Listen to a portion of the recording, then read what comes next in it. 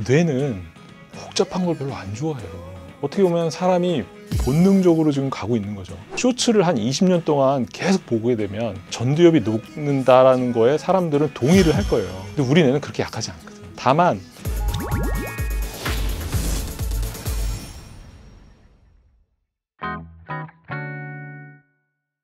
지금 시대상을 정말 잘 반영하고 있는 게 저는 쇼츠라고 생각하거든요. 왜냐하면 우리는 일상생활에서 효율적으로 일해라, 그 다음에 뭐 집중해서 일해라, 그 다음에 예전에 한 100년 전에 조선시대 때 우리 조상들이 하던 일보다 지금 직장인들이 하는 일은 1시간 회사원이 전두엽 쓰는 게 훨씬 더 많을 거예요. 그만큼 무거운 고용량의 어떤 전두엽 일을 하고 있는데 거기에 이런 어떤 김치 한 조각, 밥 한 숟갈이 들어가니까 얼마나 그것들이 맛있겠어요.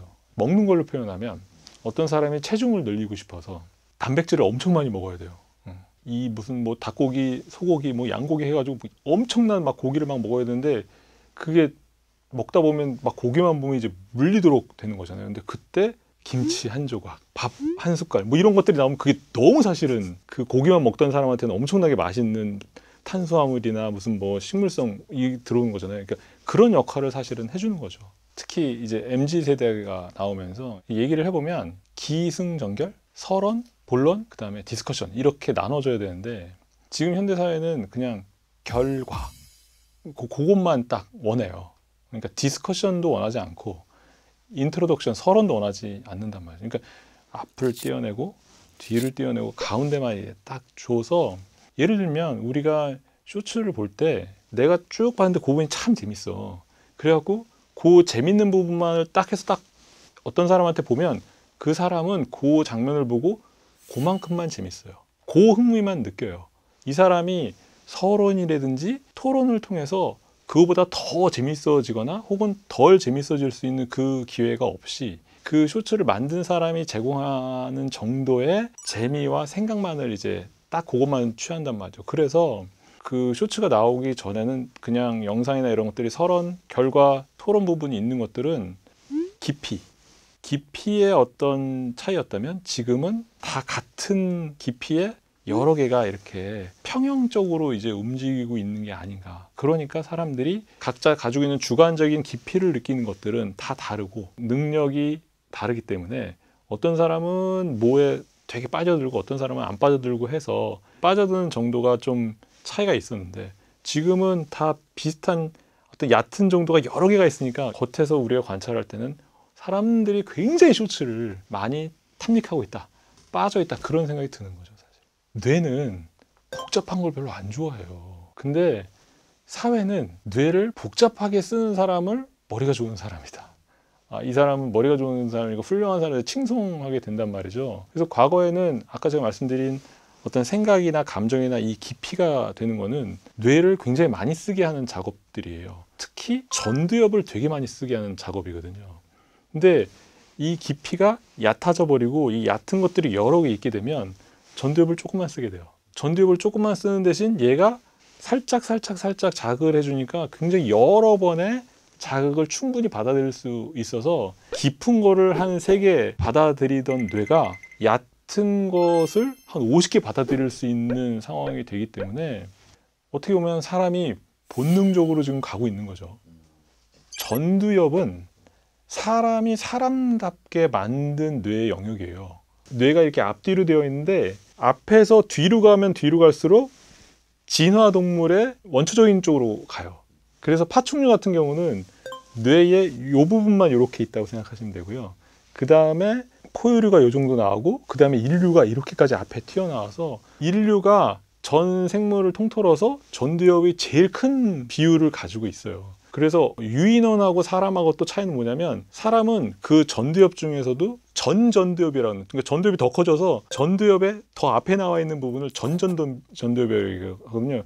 그 부분을 가지고 있어서 어떻게 보면 전두엽이 제일 사람을 사람답게 표현하는 건데 그러면 사람이 사람다운 게 어떤 거냐? 내가 뭔가를 계획하고 그 계획에 따라서 뭔가를 수행하고 그 다음에 뭔가를 수행할 때 뭔가 방해되는 것들이 있으면 그걸 안 하고 그걸 우리는 소위 말해서 충동 조절이라고 하는데 그런 부분들을 다 담당하고 있는 것들을 전두엽이라고 얘기를 합니다. 그래서 전두엽을 안 쓰는 것들을 계속 무한 반복을 하면 전두엽이 발달이 안 돼서 마치 술을 막 한 30년 동안 막 하루에 소주 5병씩 먹으면 뇌가 녹듯이 그 쇼츠를 한 20년 동안 계속 보게 되면 전두엽이 녹는다라는 거에 사람들은 동의를 할 거예요. 근데 우리 뇌는 그렇게 약하지 않거든요. 쇼츠를 많이 보면 전두엽의 활성화가 뭐 떨어진다? 전두엽이 발달이 안 된다? 그거는 좀 아닌 것 같아요. 다만 쇼츠를 많이 보는 습관이 들겠죠. 그래서 이 친구가 더 깊게 생각하고 다양하게 생각해야 되는 것들을 그냥 남이 보여주는 그냥 수동적인 것들만을 보고 남이 느끼라는 것만큼만 느끼게 되는 그런 버릇을 갖게 되는 거지, 그게 뇌를 변화시켜서 그 뇌가 더 이상 깊게 생각하지 못하는, 다양한 걸 생각하지 못하는 그 뇌로 변한다라고까지는 과학적으로 얘기할 수는 없어요. 스마트폰을 많이 하면 난독증이 생기냐고 그래서 제가 바보라 그랬어요. 아니라고. 그거는 마치 게임을 하면 뇌가 녹는다고 똑같은 질문이거든요. 그러니까 이게 얘가 글을 못 읽어서 글에 대한 어떤 개념이 없어 재미가 없으니까 스마트폰에 나오는 그 말초적인 자극만 해주는 그런 쇼츠나 그런 동영상들을 봐서 검사를 해봤더니 글을 못 읽어. 그러니까 사람들이 볼 때는 쇼츠 보면 글을 못 읽는다는 결과를 내려버린 거예요. 근데 그거는 원인, 결과를 처음부터 놓고 한 게 아니라 그냥 사회적인 현상을 단면적으로 잘라놓고 내가 생각하고 있는 것들을 이렇게 연결시켜 버린 거거든요. 게임하는 것도 사실은 마찬가지예요. 게임을 많이 하는 애들을 검사를 해봤더니 정말 많은 아이들이 ADHD를 가지고 있어요. 그러니까 야, 게임을 많이 하니까 ADHD가 걸린대. ADHD 걸리면 전두엽이 녹은 거네. 그러니까 게임을 많이 하면 전두엽이 녹은 거야. 이렇게 이제 결론을 내버린. 근데 반대로 생각하면 ADHD 아이들은 우리나라 같이 많은 학업량을 강요하는 데서 애들이 학업을 떠나서 결국은 갈 데가 게임밖에 없거든요. 그러니까 학업을 떠나서 게임을 하고 있는 애들을 잡아다가 검사를 했더니 ADHD가, 그러니까 게임을 많이 해서 ADHD 나왔다고 똑같은 그 원인과 결과가 바뀐 상황이 돼 버린 거거든요. 그래서 쇼츠도 마찬가지입니다. 아까 말씀드렸던 전두엽이 다시 크게 두 개로 나눠지거든요. 위에 있는 등 쪽이라고 하는 배측 전두엽과 그 다음에 안쪽으로 있는 안화 전두엽이라고 하는 그 두 개로 이렇게 나눠져요. 그래서 배측 전두엽을 도조라터럴 프리프론탈 코텍스라고 얘기를 하는데 얘가 모든 걸 관장해요. 그래서 이 안화 전두엽은 뭔가를 만나면 얘는 무조건 고예요. 근데 이 배측 전두엽은 스탑을 시켜주는 거예요. 그래서 사람은 뭔가를 보고 뭔가를 시작하면 그냥 밑도 끝도 없이 계속 그냥 가야 되는 안화 전두엽의 그 자극을 받다가 이 배측 전두엽 자체가 스탑해서 우리가 한꺼번에 일을 진행을 하더라도 나름대로 블록화 시켜서 한꺼번에 여러 가지 일을 할 수 있고, 뭐 하나에 계속 그냥 빠져 있는 게 아니라 내가 이 일을 하면서도 내가 할 일을 하게 되고 이렇게 나누어지게 되는 거거든요. 근데 이제 쇼츠를 계속 보는 분들은 이 스탑이 안 되는 거죠. 보고 또 보고 또 보고 하니까 사실은 배측 전두엽의 기능이 좀 약하다고 볼 수 있는 거죠.